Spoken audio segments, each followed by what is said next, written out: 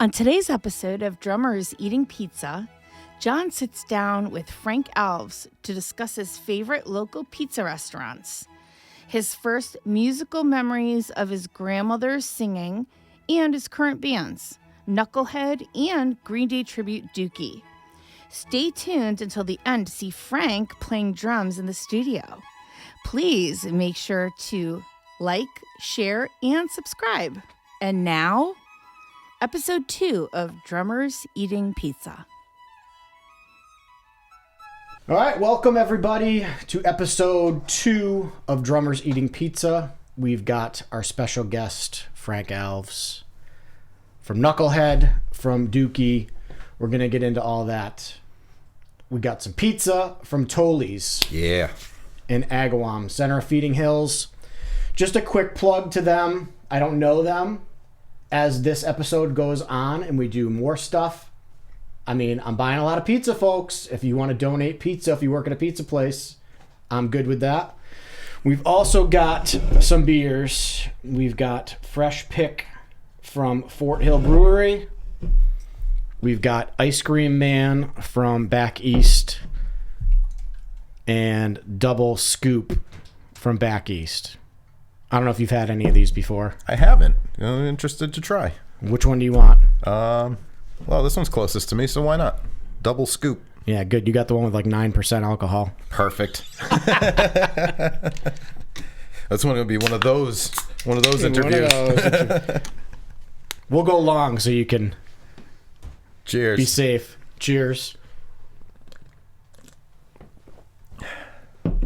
Oh, that's good. Yep. Yeah, 8.4. Nothing wrong with that. Yeah. So I've got the Ice Cream Man Back East. This is the Double Scoop. I like that at the bottom. Contains no dairy. Yeah, so if you're lactose intolerant, don't be scared. You can drink this. This beer's for you. You won't poop your pants. All right, so we've got Chicken Bacon Ranch. I'll put some photos up of it. And we've got a Meat Lovers, both from Tolly. What do you want to start with? The Meat Lover's in front of me. I might as well start there. All right, grab one. I'll grab one. And I believe... I'll get in front of the mic again. I believe on this they said that there's mixed hot and sweet sausage. Works which is for me. Interesting, right? Because I don't know that I've ever had pizza that mixes sausages. That's a good idea, actually. Yeah, why not? Hot stuff is good. Yeah. So I guess let's take a bite. Yeah. And then we'll get into the pizza talk. This actually works because I don't have quite the same pizza insight as Matt Penza. I just love pizza, but I can talk drums. You don't need pizza insight. You just have to eat it. That's true. It's like the perfect food. Liam, can you grab paper towels? Clearly not prepared for this because our hands are going to be greasy. That's true. It's already that's there. Liam walking by. Are they right there, bud? Yep. This is Liam, everybody, production manager. Wave hi. He gets paid in cheese pizza. There's one for you. Thank you, sir. It's been a while since I've had Tolly's. It's good stuff. This is probably my first or second time eating Tolly's. So here's my first question. Oh, boy. Favorite style of pizza? Oh, I mean, there's so many different styles of pizza. There is. Do you prefer one over the other? I mean, all pizza's good. This is true. I can't say I have a favorite. It's funny. I was talking to my wife because I kind of see pizza kind of like I see music. I like a little bit of everything. Yep. And it's about the foundation. So crust and sauce, if it's good, that's the start, and everything else on top just adds the flavor. But I like thin crust. I like the crust pan pizza, deep dish. It's good. I'll eat it. So crust-wise, because this is a big thing. Yep. Do you like the doughy crust? Do you like the hard crust? Do you like something in between? Somewhere in between. I like it to have a little crispiness to it, but not be entirely crunchy. Yeah. Yeah. I worked at a pizza place, Manny's Pizza in Holyoke. Yep. and that was a Greek pizza place, so the crust that we would have was hard. Yep. And some people liked it, and I used to ask people, because I grew up on, this type of pizza I consider New England style pizza, I guess, because it's just what I've grown up on is, extra. It seems like it's doughier than a lot of places. So I asked people why did they like the Greek pizza, because somebody said, I like this way better than the Italian style. And I said, why do you like that? And they said, because there's a smaller crust, they feel like they get more pizza from a Greek style than from an Italian style with the thick crust. They felt like they could eat more of it because it's usually a little bit thinner and there's less crust. They said the crust filled them up and they didn't like crust. I suppose there's validity to that. Right? I mean, bread is filling, so yeah, I can see that. I love the doughy crust. Like you said, with a little crunch. Yeah, I mean, it could be blasphemous for the pizza lovers out there, but I'm not going to lie. I kind of like the crust from Pizza Hut. You know what? Pizza Hut and Domino's. I get Domino's at work because it's right out the back gate. Mm-hmm. And it's actually not that bad. No. It seems like the 80s it was big, because that's when I think Domino's kind of got big. Yeah. And, with delivery, I feel like they were the first ones to 30 deliver. minutes or less. Yeah. Until, they started running people over. Yeah. And they had to, lawsuits, and they had to cut that out. So I feel like in the 90s or 2000s, I would get it. It was like cardboard. Yeah. It didn't taste good. And now I feel like the past couple years, they've made a change. Yeah, this is the Domino's, one of the Domino's in Springfield, I think on Walnut Street. Yeah. But the dough was good, the crust was good. The only thing I didn't like from them was thin crust. But people always bag on the big corporate places. But I don't think they're awful. No. So we're gonna see how many dislikes, thumbs down now I get on this video. Don't hate. It's love for all pizza. Yeah, pretty much. But yeah. The crust, I agree with you that it should have a little bit of a crunch to it. Yeah. When you pick up a piece and it just flops over, that's not so fun. But I mean, you get the thin crust that, the big slices, the New York slices that you can fold in half. That helps the cause. But I don't like it to fall off my hand. Yeah. What about Brooklyn style? Have you ever had, not Brooklyn, Detroit with the sauce on the top? Can't say I've had much experience with that. I think Pizza Hut is actually doing it, but I don't know of anybody in the New England area. I'm going to have to do some research on maybe some native from Detroit that moved out here, and he's like, oh, no, this is how I make pizza. Oh, maybe. I'm down to try it. Then you've got the diehard, like Frank Pepe's pizza, the New Haven style pizza.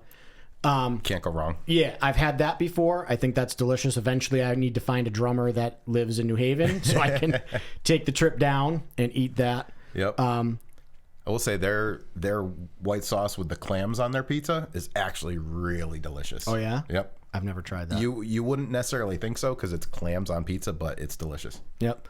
Now, is there in the casino? What's the pizza place in there? Is there a Pepe's? It's a Pepe's, yeah. It is. So is it? Have you been to the New Haven ones? Not in New Haven. There was one. Was there one in Hartford? I think there was one in. There's one in Manchester. Yeah. That by Buckland. Yep. That I've had theirs probably more than I've had any other one. And would you say like the MGM in Springfield, is that one? Are they all similar? Like, do they taste the same? Like, if you go to one. All right, so I'm wondering, like, if you go to these places that have now expanded, if you go to the original New Haven place, is it going to taste like that at the casino? Is it going to taste like that at Buckland Hills Mall? You hope it does. You would hope so. But I didn't know if you had experience I haven't had that much experience with going to the different spots, unfortunately. Yeah. That's, when I hit Dave Portnoy level, or you want to take me on, Dave, as your pizza eater with you. You ever watch him do the pizza reviews? No, haven't. So the guy from Barstool Sports, Dave Portnoy, he does one bite. Everybody knows the rules. He's gone all over the country, and he goes and he gets pizza, and he says one bite, but it's like 3 or 4 bites, bite of the crust, and then he rates it. Yeah. Okay. So he just did, like, he went to Tampa, Florida, and he must have eaten 20 different pizza places. But yeah, he goes and does the pizza reviews. He's not a drummer, but Dave, if you're watching, you're more than welcome to come on to the show, and we'll get whatever pizza you want. It's never too late to learn to be a drummer. Yeah, no, I'll give you a drum lesson in the studio where we're going to go later. Frank's going to play some drums. All right, so favorite toppings for pizza? I think we're looking at them. Give me a meat lovers or like a chicken bacon ranch, or classic sausage and peppers. Yeah, that's the stuff. I'm a carnivore, so give me something with meat on it. Okay, so that was my next question. Why the toppings on the pizza? Like, was it something you grew up with?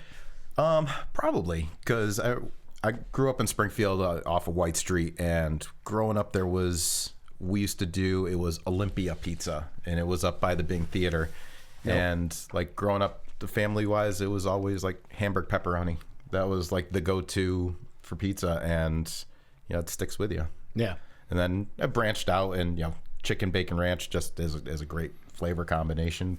But so we're gonna try that next because I've never had chicken bacon ranch. I've had chicken like barbecue chicken and bacon. I've never done it with ranch. Oh, it's good. Now, the reason I've never done it with ranch is because when I was probably 12, 13, I was sleeping over my buddy's house, and we binged Cool Ranch Doritos and like soda, Yep. and I threw up. Oh, jeez. I threw up all over. I was dry heaving. I'm sorry that we're eating. I hope this doesn't make you sick. Dry heaving into a coffee cup with like Cool Ranch Doritos coming out. So ranch has always been a little like off to the side. Yeah. I go to a wedding and I'm like, oh, it's ranch and something else, and I don't really want either of them. Like, you got any honey mustard? Yeah, anything. All right, so I didn't finish this, but I'm going to dig into a chicken bacon ranch. Yeah, I'll take one more bite of this because it's good.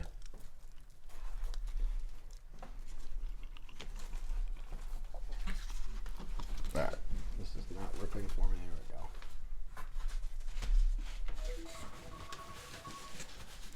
Yeah, there's Bro, your phone. Oh, no, right after I said that, alright, it's recording now again. Fantastic.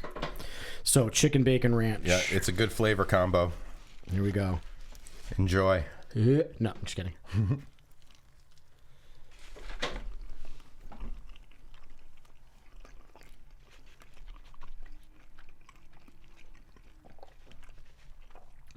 It's good.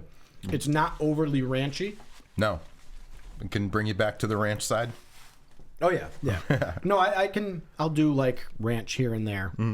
But it's always if I have a choice of chicken, like barbecue chicken pizza with the barbecue base, I'll go with that over the ranch, if they have both. Yep. But So I'll do like if I see buffalo chicken on a menu too, I'm likely to go after that. Yep, that's good. I like hot stuff. So that can be like a spin-off show. We can do like that. You ever see the Hot Ones show with the chicken wings? Yeah. We can do that, but we'll do multiple slices of buffalo There we go. chicken pizza. Actually, I'm copywriting this. I don't know if you can legally copyright anything on a YouTube thing, but I'm copywriting drummers eating hot pizza challenge, and we're going to do that at some point. I like it. I'm in. Good. So, favorite pizza places. Now, where are you living now? East Longmeadow. So, where in, I guess, the area? Like, is Olympia Pizza still open or no? No, they're long since gone. Kind of the favorites right now, there's on Sumner Ave in Springfield, there's Wild Olive. Yep, I've had that. Yeah, really good pizzas there. In the center of Hamden is Gio's, which is killer pizza too. And then, of course, right around the corner is Pizza Shop, where they've got the sweet crust. I don't know what they put in it, but they use the same crust for their pizzas as they do for their fried dough. And there's a sweet aspect to it. But yeah, those are the rotation for Pete home now. Maserati is in East Longmeadow, and he showed up one band practice with a Pizza Shop. Yep. Party-sized pizza. It was good. Yeah. So go check those places out. Check out Tolly's, the places you had mentioned. All right. So now we're going to get into the nitty-gritty of the drum questions. As we continue to eat pizza and drink beer. Yes. That's the whole thing. And don't be afraid. I can like put a noise gate on there if you want to chew and talk. I always talk with my mouth full. I apologize. As long as nothing falls out, we're good. All right. So some of these questions are going to be the same as I did last week. And then for each individual, I'm going to try and put a different spin on certain questions. Sure. Because a lot of the main questions, I think, are what I want to get from each of the drummers that are in here. Because I want to see how, with the consistent question, how many different answers we get. Yeah, fair. So, question 1, first musical memory that pops into your head. It's probably gotta be my grandmother. My grandmother was a professional singer of, it's called fado. It's Portuguese. It's a Portuguese folk music that's kind of based in lament and sorrow type of stuff. But when I was a kid, even just going to church and hearing her sing, it's kind of one of those indelible memories in my mind is of her singing. I can actually hear her voice to this day. So I think that was probably my first musical memory. Because it was always there. Yeah, it was always there. Yep, very cool. I was reading somebody's documentary, and I think it was Sting's memoirs or his memoirs autobiography, that he remembers his mother playing piano and remembers laying underneath the piano and watching her feet. Oh, no kidding. And hearing it, he's like, that was the first musical memory that I remember, was the feet moving and hearing the piano and laying underneath the piano while she played. Yep. So I always like to get people's first musical memory, because that kind of, you wonder if that turned a switch. Because some people just don't have the musical, they might enjoy music, but they never pick up an instrument and it never becomes a passion or a desire to play. So I always wonder if like these little moments at the beginning are like the catalyst of why we end up in music. I mean, I've always felt that it's just been in me. Yeah. I've always just been drawn to music. Yep. For as long as I can remember. There was always something about music that just got my attention. Yep. Yeah, we had old instruments in our house. I mean, my father had like these old clarinets that were just on the wall. Yeah. I had no idea how to play them. I didn't know you needed to read to play it, so I just blow into the thing. We had like an old harp, an auto harp, and then he had this weird, it was almost like a guitar, but it had like 4 strings and a bridge. It was almost something, I look at it and I look at something and I see like these traditional like African guitars. Yeah. And that's what I thought of. I'm sure it's not. You probably got it at a pawn shop or flea market or whatever. But I always remember like from day one trying to strum it and make noise. And I always had something, like you said, you're just drawn to what that is. I don't know what it is, but there is that pull to it. Yeah, because like I said, and it was always around too, because I remember, kind of branching off of my grandmother is, I come from a big Portuguese family. My dad has umpteen cousins, and, every Christmas Eve we used to all get together. Nice. And we had the uncles, one played mandolin, one played guitar, one played accordion, and all of us kids would sit around with ukuleles and we would sing Christmas songs. And of course there was my grandmother over on the side. Her voice, she just had one of those voices that as soon as she opened her mouth, it filled the room. Nice. Cut through everything. It cut through everything. So she always led the charge with all the Here Comes Santa Claus and Rudolph the Red-Nosed Reindeer, all of that stuff. But yeah, as a kid, being little amongst all my cousins, it was there. And it was awesome. Nice. So that's kind of like the jump on the memory of my grandmother. Yeah. Because that's huge. That's part of what brought me, Yeah. I'm like the black sheep of my family. There's like 0 people in my family. I think my grandmother played saxophone in high school. And then that was it. She had an old piano in the basement. We'd go over every Sunday, and I was so out of tune, but I'd bang on that. Yep. But nobody in my family did any real sort of music stuff. So I was kind of I never had that growing up of like, oh, Uncle so-and-so plays guitar. Yep. Or, an older brother or father. Like nobody played instruments. My father, and I always say that I'm not a great singer, because my father is tone deaf and sings with like 2 or 3 notes. And he would sing oldies in the basement when I was growing up. We'd be down playing pool or be cleaning his guns or whatever. And he'd be singing doo-wop songs with like 3 notes, not in the same key as the song. So, but the passion was there. The passion was definitely there. All right. So the pull, did you start on a different instrument, or has it been drums from the start? I play a little bit of everything. I think I would say the first instrument I played was probably, like in elementary school, played the bells, ding, ding, I think you were mentioning you did some time with violin way back when. Third grade. I think it was 3rd grade for me as well. So did that a little bit and tinker with guitar. But so I've played a little bit of everything. I still do. I still play guitar, bass, piano a little bit. And, I've got my home studio and everything too. So, but I don't know. I don't know when the moment was, but I've always been drawn to rhythm, that what's the pulse? What's the pulse? What makes your head nod? And I found that in drums. I really latched into it. It was junior high school, and right beginning of the school year, the music teacher was like, hey, the school band, we're looking for percussionists. If there's anybody interested, please let me know. Instant raise my hand. Because there was already a draw for that. At some of those family things, my dad had a cousin that had a drum kit that every once in a while would be there. And of course, as a kid, you tap on it and stuff.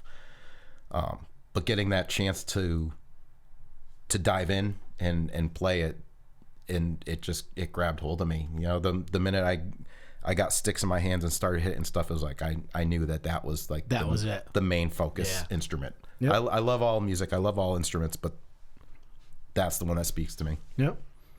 Yeah. You feel that connection like right away. Without a doubt. Yeah. Without a doubt. Yep. No, I was the same way, and it was 3rd grade was violin, 4th grade was saxophone, and 5th grade, the first day of band, I didn't know I needed to bring my saxophone. I didn't know it was band day. Mm-hmm. They made the announcement. I went down.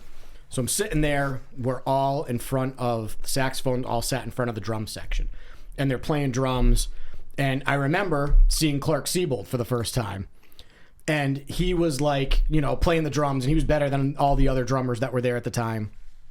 So the guy's like, all right, everybody quiet down. Okay, we're going to go through attendance. John Adams. I'm like, here. He's like, oh, it says you play saxophone. I go, well, I play drums now. He's like, what do you mean you play drums now? I'm like, well, I played saxophone, but I think I'm going to do drums. He's like, there's 10 other drummers here. We don't need any other drummers. I go, listen. Don't care. I said, I'm not doing band if I can't do drums. He's like, well, your parents have to sign this form. I go, great. Give it to me. I'll be back tomorrow. And I went back the next day and gave it to him, and then that was drums from then. But it was that thing of like, I liked all instruments, and I actually had a Noble and Cooley. It was probably from like the Sears catalog or J.C. Penney's. Oh, yeah. But I brought the picture up when I bought my Noble and Cooley kit. They're like, oh yeah, that was one of our brands. Yeah. So, my cousin, I think, blew that thing up like the first day. So that was the end of drums until 5th grade. But I just remember hearing those drummers. I was like, yep, that's what I'm doing. I'm like, I'm not playing saxophone anymore. Like the rhythm. Yeah. It was just them tinkering around on the snare drums that drew me into it. I said, it's all about the pulse. Yeah. It's funny. In Knucklehead, my bass player, Wade, for a long time, he and I have had like this mantra, because when I listen to music, I'm always listening to the music, the beat first. Sometimes I don't know the words to half the songs I play. But we always joke that, the singer and the guitar players, they're the pretty ones. They're the show. That's what people are watching. Us, as the rhythm section, it's our job to make the guys' heads nod and the girls' hips wiggle. Yes. And we love our job. Yep. And so shout out Wade Patchell. Love you, bro. And this is why we're doing the show, because drummers get stuck in the back. Yeah. Not getting interviewed. Nobody cares. So that's exactly why we're here. I used to always get the question like, you're always so intense when you play. You're always got your head down. I'm like, well, you would too if you had those 4 butts in front of your face all night long. So yeah, I'd rather look at my drums. Yeah. So do you ever get, speaking of that, when you play, do you smile when you play? Because I do not. I have the Charlie Watts grimace, and everyone is always like, you just look like you're angry when you're up there. I go, that means I'm in the zone. Yeah. We all have our in the zone face. What's your in the zone face? It's in the case same. people walk by and they're like, looking at Frank and being like, well, is he in it or is he not in it? What's the face? I have a tendency to be like really stone face focused. Like I stare at my hi-hat all the time. Yep. Like because that's my zone. Like I'm just grooving, If I catch someone looking, I'll throw a sneer, a smile, or make a stupid, silly face. But yeah, I'm not one of those super animated facial expression drummers or, stick acrobatic stuff. I just put me in my spot and I just like to lay it down. Yeah. Lay it down. Yep. Nice. So, folks, if you're watching Frank play live with any of his bands, which we're going to get into, when he's looking at the hi-hat and he's stone-faced, he's in the zone. Yeah. So don't I'm not bother being him. mean. I'm not being, antisocial. That's just my spot. Nice. All right. So, did you take lessons when you started playing drums, or are you mainly self-taught? Mostly self-taught. I mean, on drum kit, 100% self-taught. I did, through like the end of junior high and into high school, I did a few years in drum and bugle corps. So I at least got that, disciplined, rudimental, work ethic of put in the time, from 8 and 16 on a hand for hours and hours and hours, and then working flams, paradiddles, all of that stuff. So I had that as far as a structured training, but as far as on a drum kit, I never took a lesson in my life. Yep. I learned from the people around me. When I first started playing, it was actually in junior high school. One of my best friends at the time, you may even know him, EJ Dawson. No. Okay. Maybe if I see him like visually. I'm good with people's faces. Yeah.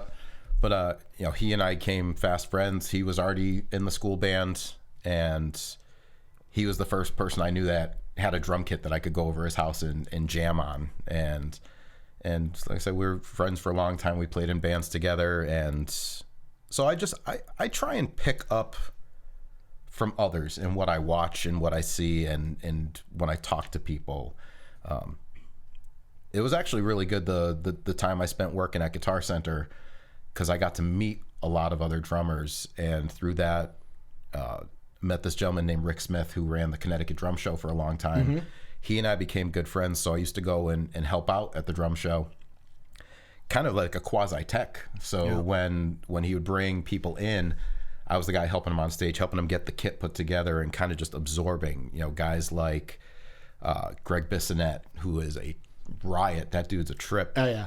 I had Kenny Aronoff playing on my kit because he's a Tama endorser, and one of my Babinga Birch kit, I was like, well, I've got a Tama kit. It's one you don't need to rent. So I've got pictures of Kenny playing on my kit. Destroying the drum heads, I bet. Oh my God. It was funny because at the end of it too, I even told him straight up, I'm like, you just completely reaffirmed my decision to buy those drums. Yeah. Because he hits like a monster. Yeah. And he's so good. Mark Schulman, Pink's drummer, was awesome. And there was one of the shows too that I'll never forget this too, because it was so packed before this name that the only place I could sit was literally on the floor right next to his hi-hat foot was Bernard Purdy. Yeah. So to watch him like doing the Purdy shuffle, the master, like literally, he was closer to me than this light right here. You're feeling the grace notes in your face. Oh yeah. One of the things I'll never forget from him was his whole big thing was, it's all about the one. Yeah. And he would sit there, he would just go, one,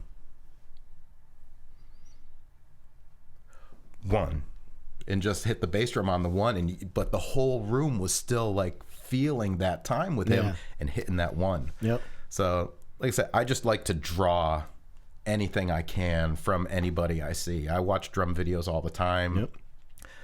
There's guys out there now that have like completely changed the game that are amazing. I'm sure you must have seen 2 from Sleep Token. Yeah. That dude is off the charts. I mean, the stylistic that he brings from the metal to the type of gospel chops and the way he intermixes and stuff. It's a whole new instrument at that time, at that point with him. But yeah, other drummers out there right now that I'm super impressed with. I don't know if you've heard the band Nothing More. No. But there's the guy that plays for them, Ben Anderson, he's just another. It's rock music. It's hard rock music, but he throws some cool flair into there too. So I just like to watch. I like to, and of course you got Ellis DePario, who's absolutely insane. I watched. Did you see Dennis Chambers talking about him? They asked about like who do you watch today, and he's like that dude. He goes, that dude's got like the groove. He just can play like every single part, and it's all locked in. And he's like smoking a cigarette and he drinking coffee with one hand and playing the song like 5 times faster than it should be. That guy's a beast. Yeah. That's awesome. And I'm just putting it out there. My prediction: Slipknot's new drummer is Eloy Casagrande. Okay. I'm on that train. I think it's going to be him. We'll see in a few weeks. Who was I just talking to? I was talking to somebody about that. They were talking about who it was going to be, and I can't remember who their prediction was. But we'll have to see. So you're putting that out there. I'm saying it's Eloy Casagrande, Yep. the kid that just left Sepultura. I think I'm on that train. Yep. Because he could totally pull it off. That kid's nasty. He hits hard too. He's hits another one that hits hard. real hard. I remember watching his video from like he did that Modern Drummer Fest when he was probably like 12, and he was sick back then. Yeah. And yeah, he's awesome. So I'm gonna jump ahead question wise, because that was actually one of my last questions. Look at me, I'm going. But so it ties in because you were general manager at the West Springfield Guitar Center. Yep. You got to see kids coming in and either taking lessons or just kids coming in to jam on stuff.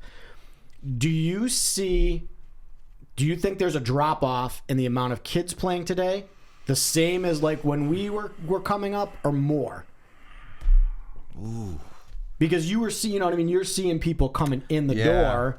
I think I probably witnessed more when I was at the Manchester Guitar Center because I was a drum guy. I was a drum guy at that point. Yep. And I think it felt like it was a drop off. Especially, they would come in when before they got rid of it, Guitar Center did the drum off every year, which was so much fun. It was awesome to like celebrate drums in that way. And then they did away with it, and there was always guitar players coming in, but there was the shift seemed to be a lot more DJ type of musicians coming in. And maybe that was a West Springfield demographic too, it's a little more on the urban side with Springfield, Holyoke, all of that. And maybe just the lean was more towards that style. But seeing a lot of more beat producers, DJs type of stuff, there's always drummers. There's always kids that want to play drums. And anytime I would see a young one come in, I would always just try and give that positive reinforcement. Like, yes, a good show. Please, the world needs more drummers. Yep. There's never enough drummers in the world. I know a lot of people that will say otherwise. Yeah. Teachers in every school system. Yeah. But one of the things that I loved about drummers too is, especially working in that retail environment, was you could see the difference between the musicians. Like, you could see the guitar players that were like watching other guitar players, and it's like, his technique's a little sloppy. But drummers were always like, dude, that was cool. How'd you do that? Yeah. So there was always this brotherhood, this camaraderie in drummers, and I love that too. A few weeks ago, played a benefit. There was a fire in Summers, and there was a benefit for it, and just hanging out with Fran Monahan from King Cool and Alex Crawford, who is a monster young kid out there these days. I see a lot of myself in him at his age. He's playing with Rated M and Murphy's Law. And a funny story about him was when he was younger, when I was working in Manchester, there was a young kid, and he was quiet at the time, and he was there with his father, and he's sitting on one of the kids, and he's playing Rush. And I'm just like, dude, like, what the, and years later, come to find out it was Alex. It was him. It was him. Nice. And so it's cool to see him come full circle.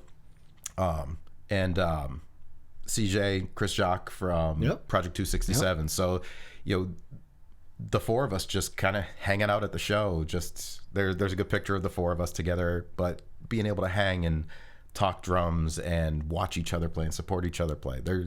I love the brotherhood of drummers. Yeah. I really, really love the brotherhood of drummers. That's part of why I'm doing this, is because you, like, if I see you at a show, or it's like small talk. Hey, how you doing? Hey, you sound great. But to be able to like sit down and talk shop, a lot of times you don't have time to do that. Yeah, it's somebody's playing, then they come off stage, you talk for a minute, and then you go up on stage, and then by the time you're done, they're already packed up and out the door. Yeah, you get that. Oh, great set, dude. Now I gotta go. Yeah. No, it's definitely it's nice to sit down and be able to talk and have time to talk shop with people and talk about music. Yeah, I told you from the start, this is a super cool idea, and I'm appreciative that you thought of me for it. Tell all your friends. Super cool idea. Absolutely. I'm trying to start clearly with all the local guys that I have respect for. I've known you forever. Yeah. When I came back from Hartford, it was 2000, and like starting to get into the club scene, and then hearing the band Knucklehead, and then I think I went out with Aaron Fay one night to go. We got to go see Knucklehead. Watching you play, I was like, wow, this guy. This guy's great. This great set list that you guys had. So I'm trying to start with local drummers, and then I've got some national people that are coming up.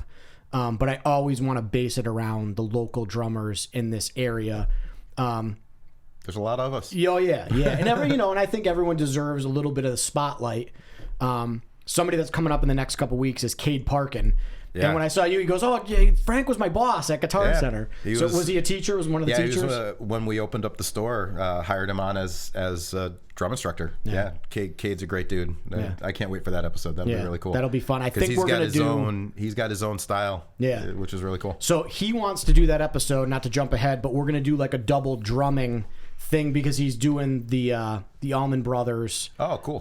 They were doing something at the Marigold Theater where they did like the Fillmore East, the live album. So they were doing the double drumming. He's like, "Oh, I kind of want to do that." I'm like, "Awesome, we'll do that." Very cool. All right, so so here's I guess my view on the drummer thing is, I wonder if we're seeing less drummers coming into music stores because of Drumeo. Mike's Lessons, all these big, huge online presence of taking lessons, and then COVID hit and everything shut down, and people were like, well, I can just take lessons now. Because when we were growing up, you'd go in the back of Modern Drummer magazine, and you'd have to cut the thing out and send in your check for $40 to get the Carter Beauford, under the table and drumming double VHS for $50. Wait 4 to 6 weeks for handling, and then you rewind, pause it, try and do slow mo. But now with YouTube and everything, it's just there's everything that we always wanted to learn is at everybody's fingertips, which is great for us now as adults. Oh yeah, for sure. But I think some of these kids are getting so good so fast because there's so many resources out there. Yep. I wouldn't be and surprised. I wonder if there's less kids going into a music store because they think they can just do it online. And a lot of the greats, like I took a lesson with Kenny Arnoff online. Yeah. And it was more of like the stuff with my studio, but if if he's got the time and you're going to pay him, most people will do an online lesson. Yeah. And I honestly, it's the way it's shifted. COVID sucked clearly because none of us played for, a good solid year and a half, 2 years. Yeah, that's true. But all of these big name artists became accessible to us. Yes. Because they realized that to make money, they had to do lessons, they had to do mentorship programs, and so I think that's great because that got a lot of the big name people that there's no way Dave Weckl was going to return my phone call if I could even get his number. Right. Now you join his online school and you get, I think there's certain the level that you're at, you get, like a half an hour a month where you can set up a schedule and do a half an hour private lesson with him. Yeah. And Weckl's, one of the greats. Yeah. To be able to do that with someone of that caliber now, I mean, it's the accessibility, like you said, the accessibility and you don't have to travel. Yeah, exactly. You live in California, you could take a lesson with somebody in New York. Yep. Yeah, it's pretty wild. Yep. Annika Nihilus is, I don't know where she lives. She's in Europe somewhere. Yep. But Jeff Turcotte, Joel Turcotte? Yeah. His dad, Jeff, plays drums. Plays with Buddy McKearns and a couple, he fills in with a lot of other people, but he took a lesson with her and it was the same thing. He's like, she was over in Europe and she gave me like a month's worth of stuff to practice. Oh, no kidding. Rather, like, we're not going to do this every week. It's like, they'll say, hey, here's 2 months, here's a whole concept, call me when you think you got it. Yep. Instead of like, oh, next week, what time can you do next week? Yeah. I think it makes more sense for them, the bigger artists, to say, Sure. here's a concept, call me when you think you got it, and we'll revisit it. And we'll hook it up. Yep. Yeah. Cool. All right. So how about the light bulb moment of whether you saw a band or something happened that you're like, yes, this is what I want to do. Like you said, you connected with the rhythm, but was there a certain moment where you were a younger kid and you saw a band and you were like, that right there, that's what I want to do? Ooh, that's a real good one. And maybe you don't have a specific moment. There might not be a specific moment, but I think timing wise, it comes down to like when I started playing in school, and that happened. Like the band at the time that hit was Guns N' Roses. Yeah. Oh, yeah. And they hit hard. And for you young kids that didn't grow up in the late 80s and early 90s, Guns N' Roses. When they came out. Oh, yeah. In your face. And it was the like, first whoa. song I ever learned on a kit was Welcome to the Jungle. Yeah. That's the first song I ever played on a drum kit. So it was probably that, because that whole era of music is at that time, we were just talking about accessibility now, but at that time, rock stars were gods. Yeah. Like they were so inaccessible. It was like, even at a show, there was you in the stage, but there was like such this distance between the crowd and the performers, which had this allure to it. It was crazy. So I think that was probably around the time, at least. It might not have been necessarily a light bulb moment, but that was probably the time where it was just like, yeah, I kind of want to do that. Yeah. Yep. And that's when I started figuring out, before I got my first drum set, I made do with what I had. My mom will attest. I was making drum kits out of pots and pans and buckets and whatever I could come up with down in the basement, and just hitting them. And, and I thank them, because finally a couple of years later, I got my first drum set for Christmas, and that was definitely the life-changing moment. Yeah. So that was the life-changing moment. That was the actual drum moment. set. Was the actual drum set. Yep. Yeah, and I it's funny because when I talk to other people about music, and it's like our boomer moment of like, oh, you kids running around, in the night. But listen, darn you, the clouds. 90s, the late 80s and the 90s for music, I'm sure my father will say, the late 50s, early 60s was the pinnacle of, but the amount of bands that were there, and then MTV promoting it, and then the big festivals, like the Lollapaloozas and everything else coming out, where you could spend I don't even know what Lollapalooza would cost you to go, but let's say it was $75. I was a Warped Tour guy. Yeah. Well, Warped. let's say it was, how much was a ticket for the Warped Tour? Do you even remember? Let's say it was $100. Not even. It was probably like 50, 60 bucks. Yeah. So you could go all day and see bands from like 10 in the morning to like 12 at night. Yep. And then sometimes they do like the late night things if it was a couple day things, and you could do like the camping ones where you were staying. I never did one of those, but that would have been cool. I should have. Yeah. But it was such an amazing time. Yeah. And with drummers as well, like being able to, with the videos of seeing this, and then MTV televising festivals where you could now watch, because I remember watching what year was it? Was it 90? What was the first Woodstock? It was like 94, 95. With the mud fights, watching Green Day, throwing, Billy classic. Joel throwing mud back, and just Classic. like watching them, like look at us, like living the life, like interacting with the crowd going crazy. That was such, an amazing time in music. I think it was 94. Yeah, I think it was 94. Because 69 would have been the original Woodstock, so it was 25 years. So it would have been 94. Yeah, 94, yeah. Yep. So you seeing those types of festivals, that was just such a...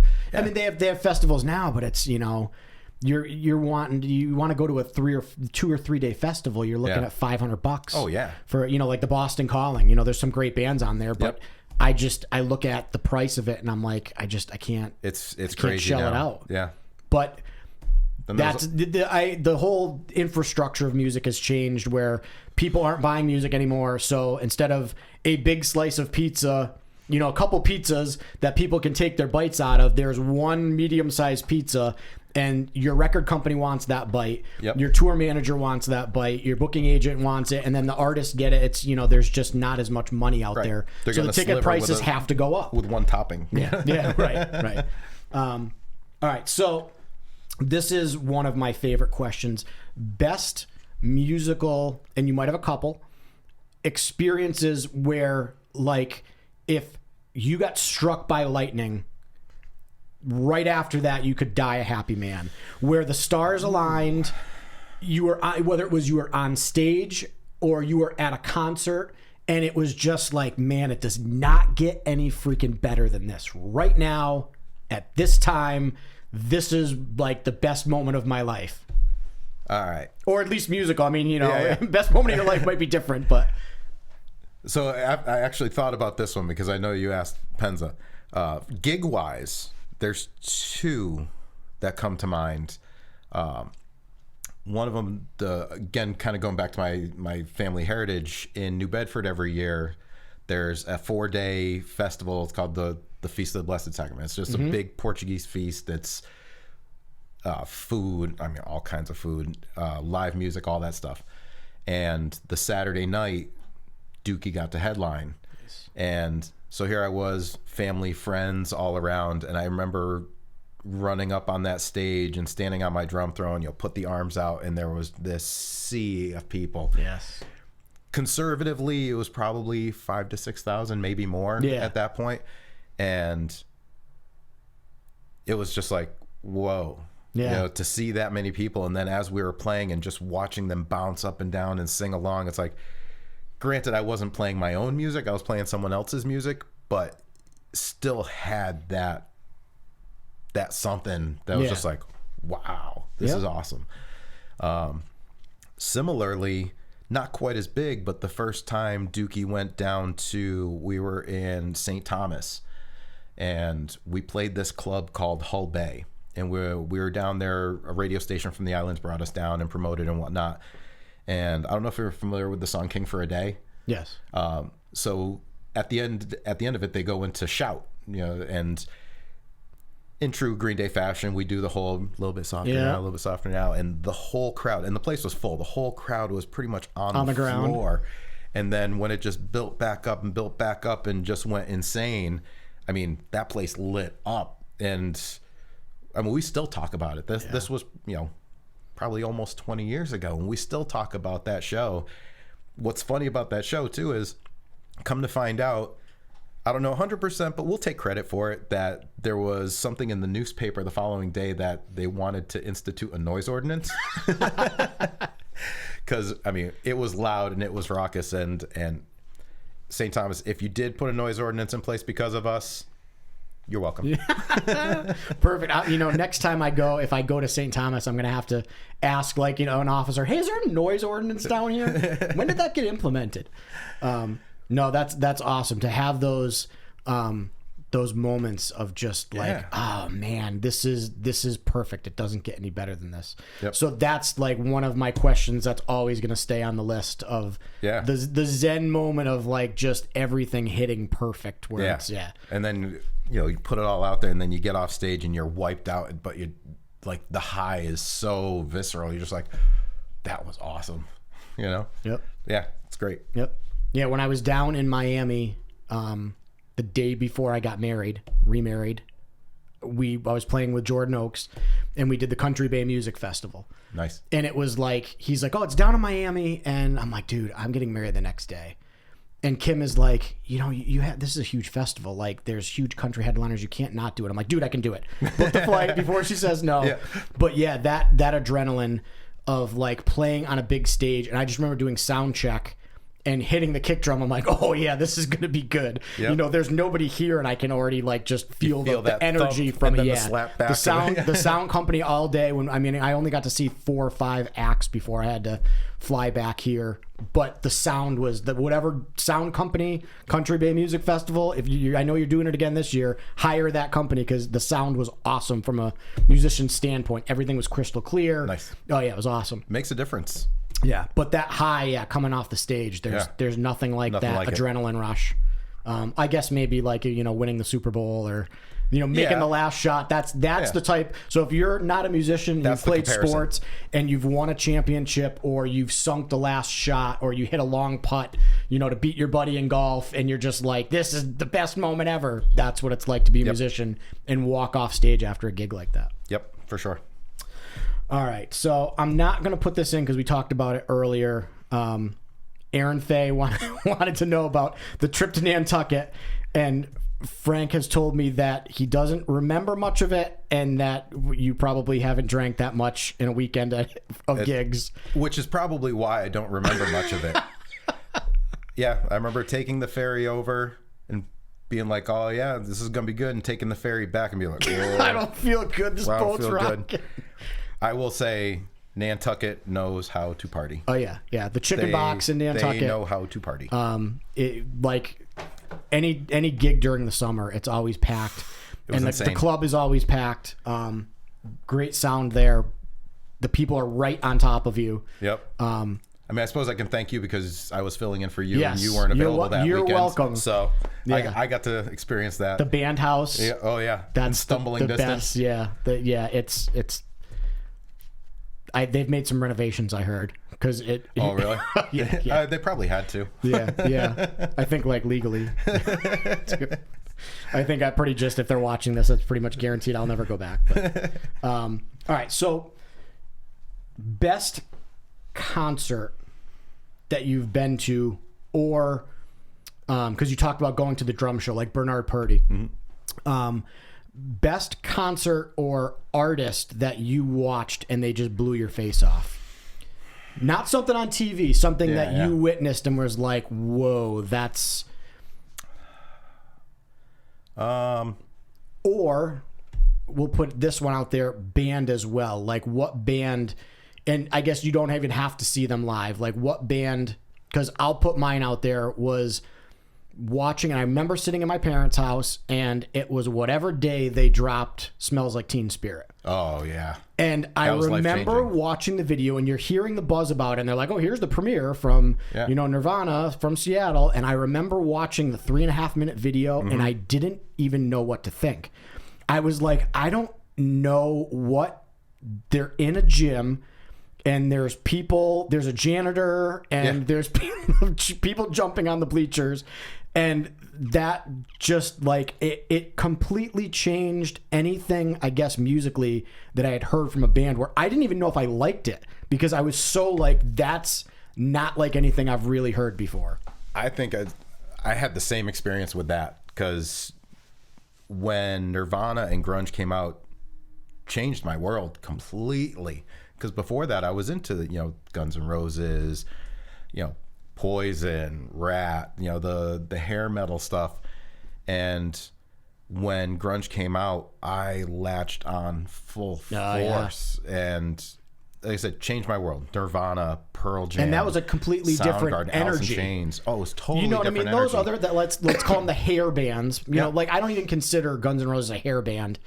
They were just hard rock. They were just hard rock. But some of those hair bands, They were kind of like the tail end of it. yeah, they 'Cause had still a that good energy, and they had a party vibe. But like, the grunge thing was completely different with the energy of it, especially the drumming. It just I mean, Dave Grohl. I mean, that first.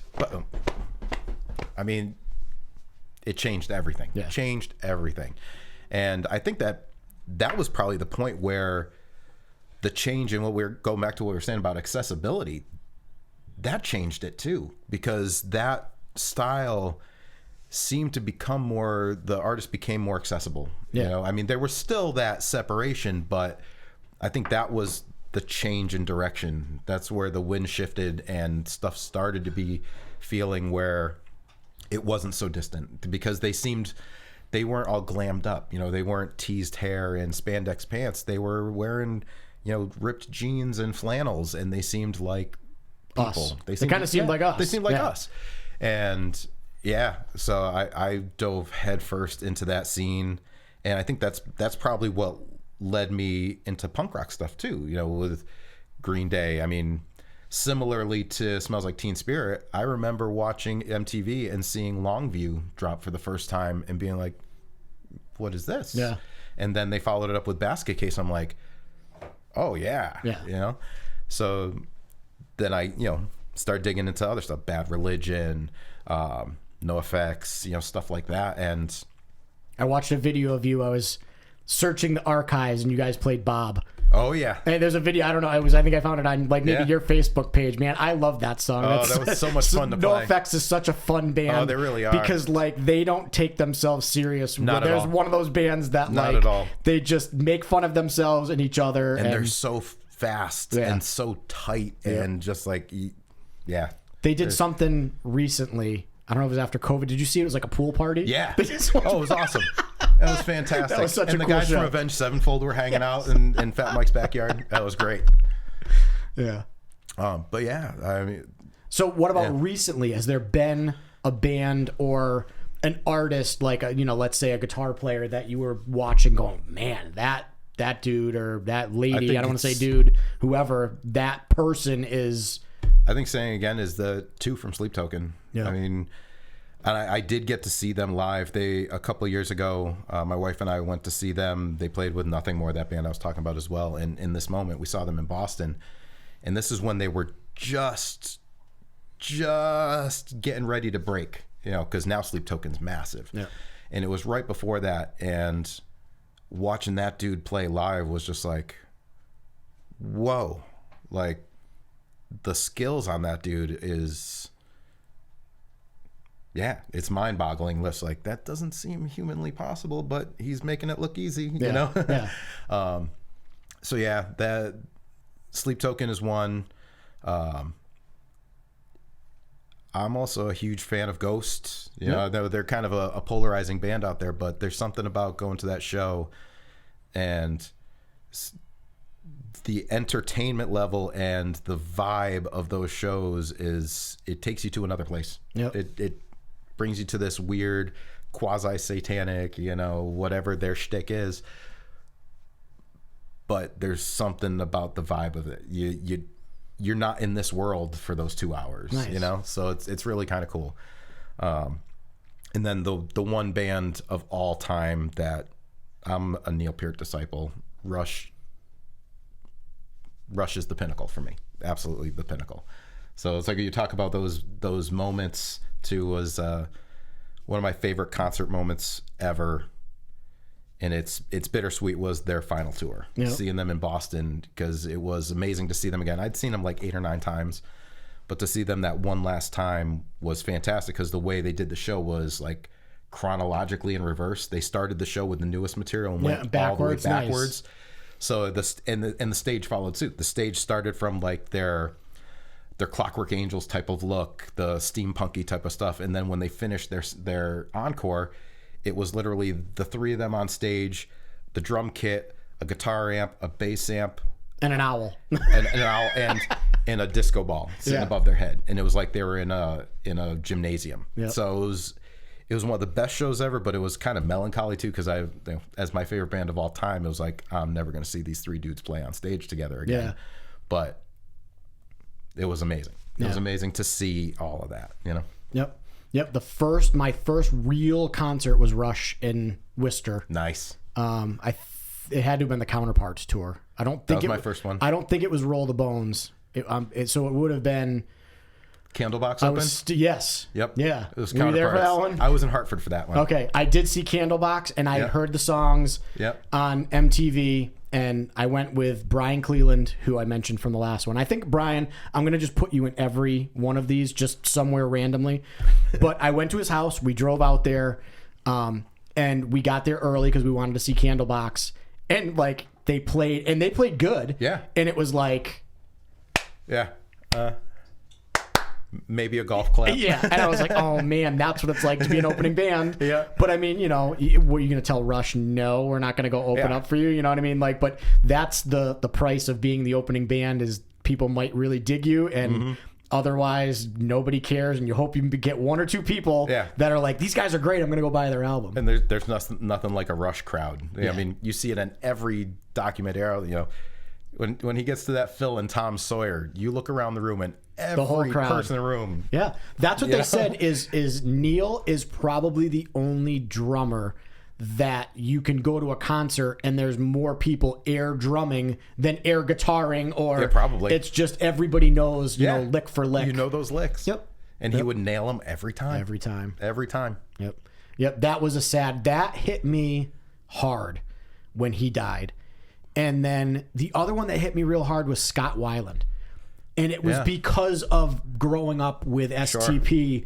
And I just remember being like, wow, I don't know. I'm really depressed. Yeah. And I mean, you know, the guy had his battles for years and years and years. And Neil was I didn't know he was sick. Neither did I. You know, and he was, you know, always a very private person anyway. Yeah.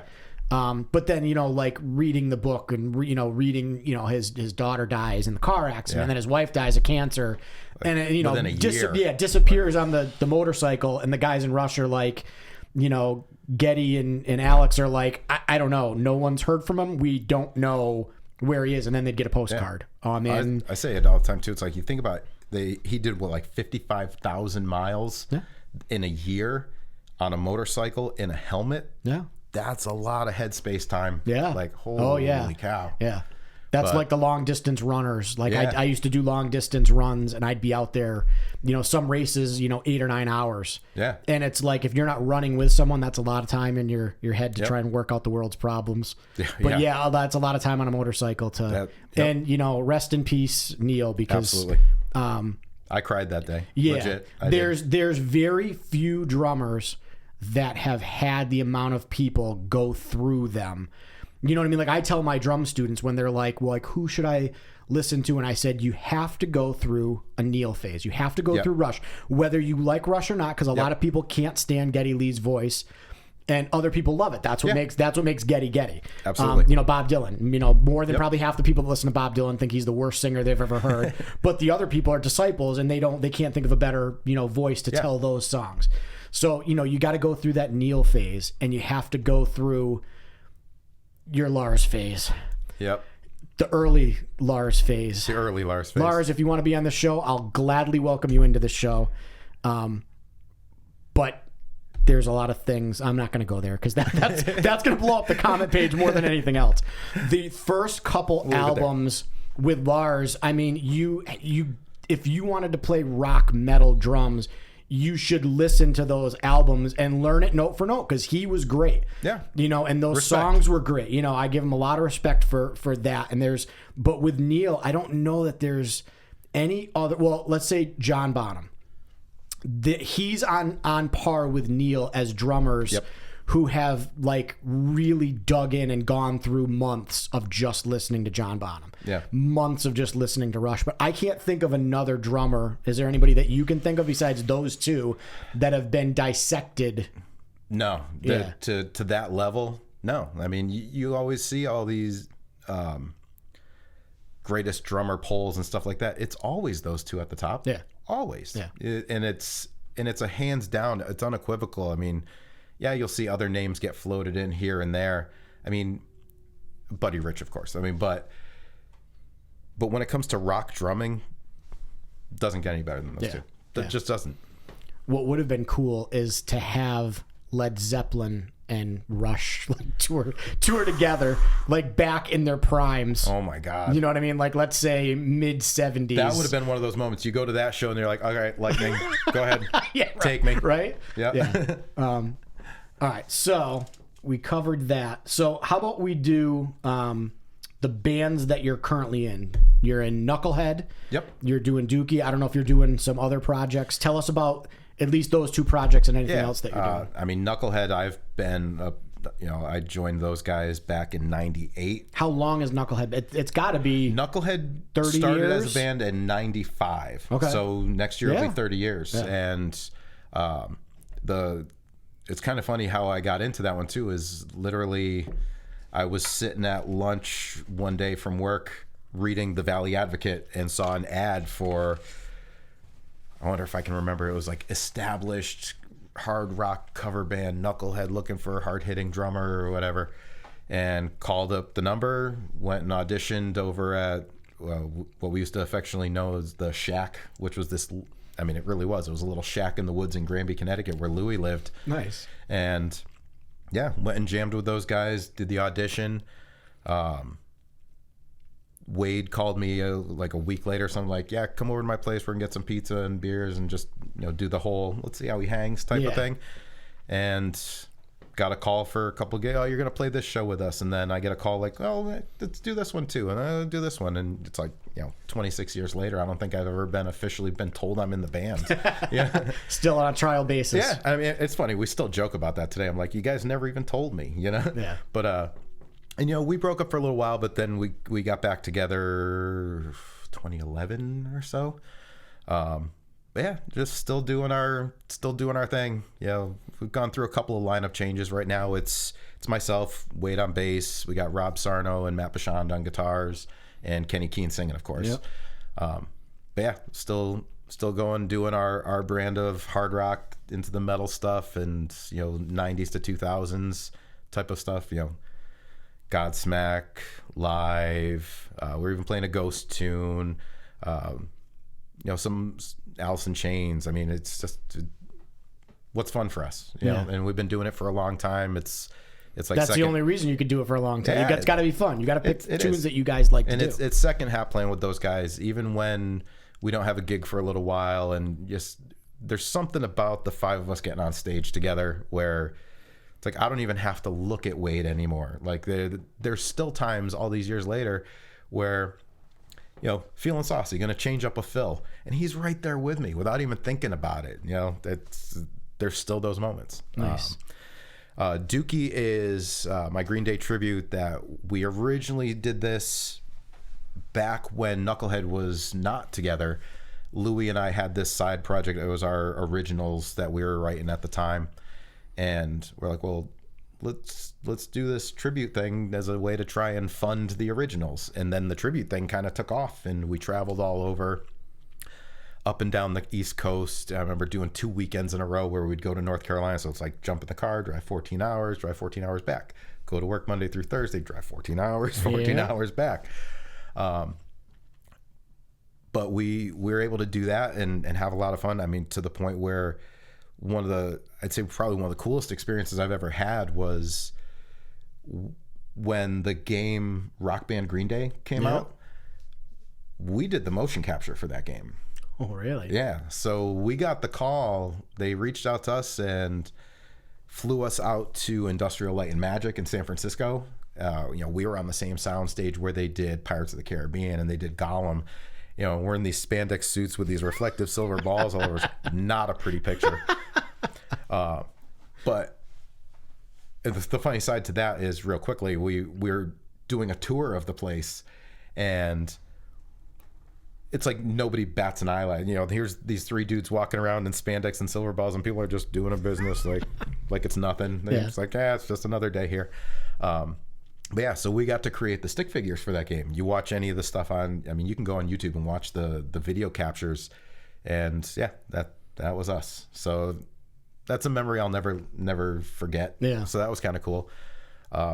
We stopped doing that for a while, but we've brought that back over the last, it was probably a couple of years ago. We brought the concept back together, and we got a handful of shows under our belt and having fun playing Green Day stuff again. Nice. You wouldn't necessarily think so, but some of that stuff's actually pretty challenging. Yeah, it is. Trey's no joke. No, he's not. Trey is no joke. Yeah. Yeah. Between the speed and then there's a lot of finesse stuff. Yeah. Yeah. And he hits hard too. Yeah. To try and keep up with that power and intensity, it's a workout. Yep. But it's fun. And then I will see, like we were talking earlier, I will see Lou up at Noble and Cooley, which is going to be in 2 weeks. I film up there. So I think I've only met Lou once, like at a gig in a group of people. Yep. Can I bust Lou's balls, or is he going to punch me? How tough is Lou? I mean, he's a tough guy. Because, he's not a drummer, and I'm going up to Noble and Cooley. He is a drummer, though. He started as a drummer. Oh, did he? All right, well, then I'll cut him some slack. Because I was going to, joke with him, oh, Lou, you can't talk. You just build drums. You're not really a true drummer. But. Oh, no. I mean, he can definitely talk drums. I'm sure. Kind of my... Camera. It did turn It's off. fine, dude. Just... The battery died. All right, well, that's fine. This will be fun to edit in, folks. My production manager is telling me one of the cameras died. That's fine. Yeah, there's more cameras. Yeah.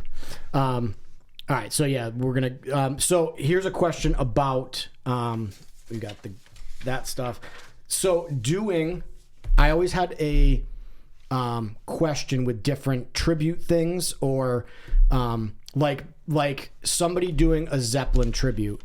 Do you go out and do you buy the Bonham kit because you're doing a Zeppelin tribute? So when you're doing Dookie, how close do you try to stay to what Trey kind of uses for a stage kit? Or do you just play with what's comfortable?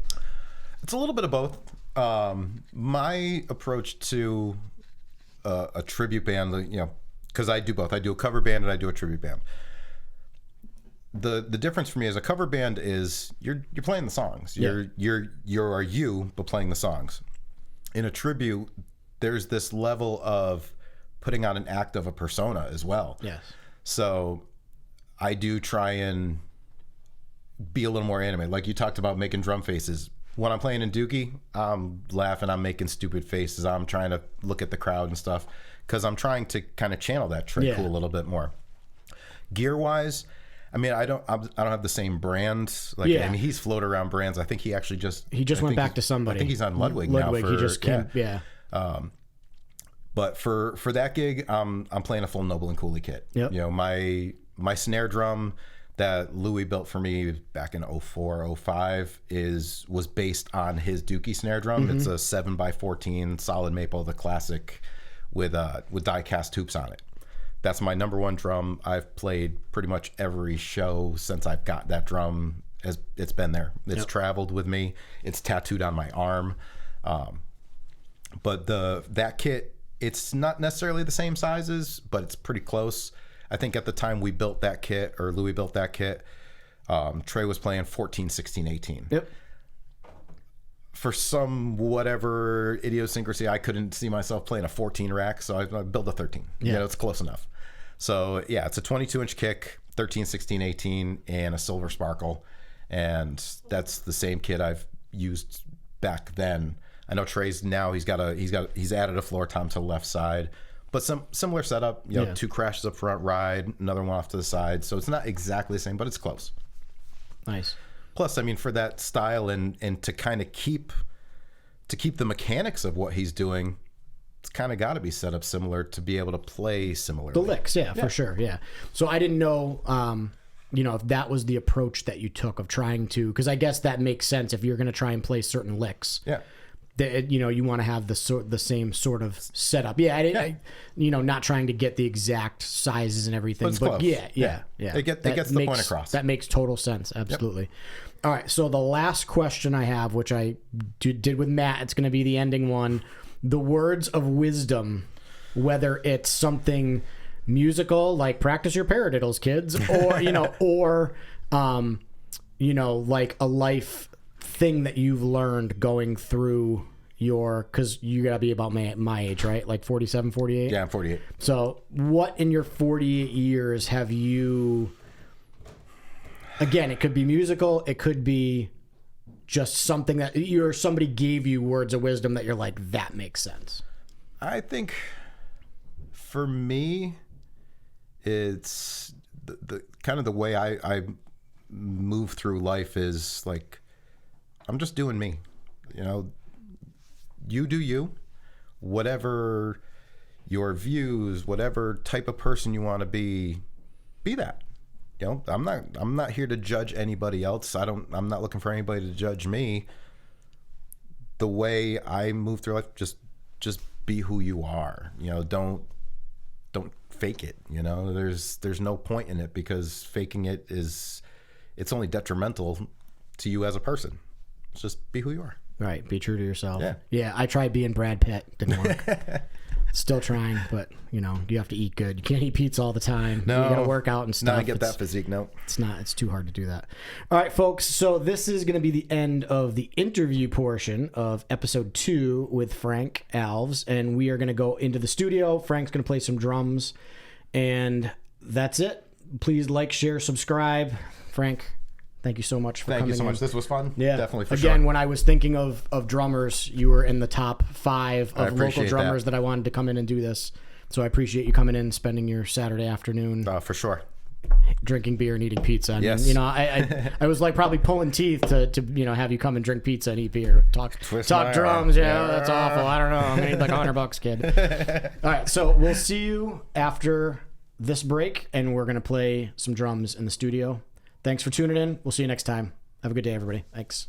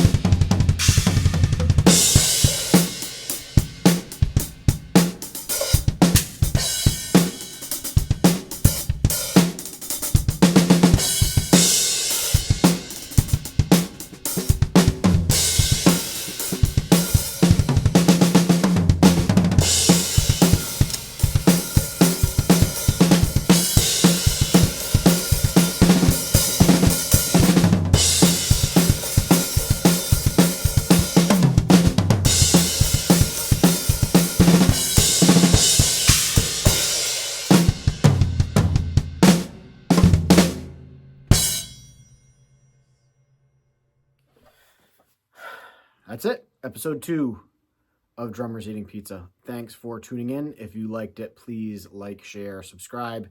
Hit the little bell that's up there. That will give you all the updates when the new episodes become available. We got a lot of cool stuff coming up. A lot of cool pizza to eat. A lot of cool guests to interview. A lot of cool places to go. So, again, thanks for watching, and I'll see you guys next time. Peace.